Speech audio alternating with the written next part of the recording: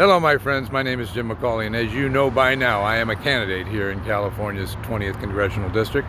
I want to summarize for you what we've been talking about for the last month, my legislative initiatives. The first one begins with what I call the 70-70 proposition. Simple plan: take $23 trillion of gross domestic product, value of all goods and services, increase it to $70 trillion over the course of the next 25 years. And while we're doing that, reduce the debt to GDP ratio from 130% down to 70%. What did we just do? We just capped the national debt at $49 trillion. And while we're doing that, let's eliminate your taxes on any income less than $120,000. In other words, for 41% of the population, we just put all that money back in your pocket, which means that we increase your disposable income. That's a good thing in these tough times with all this inflation that's coming your way. But in addition to that, you can use the money to pay down your debts if that's what you feel is appropriate. You can also take that money and give it to your favorite church or your charity.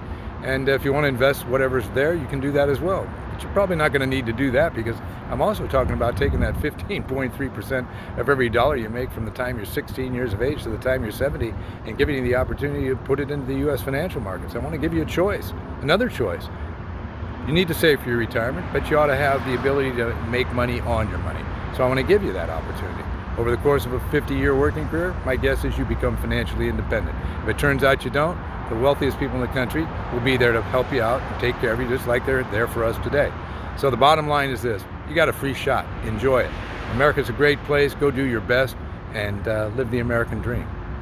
Who's going to pay for all of it? Like I said, the wealthiest people in the country. That's the way it's supposed to be. That was the original agreement in 1913. What you don't realize is that your first employee benefit was actually to receive all your income federally tax-free, while the wealthiest people in the country paid all the taxes. That was the deal in 1913. Of course, they took that away from you over the course of the last 100 years.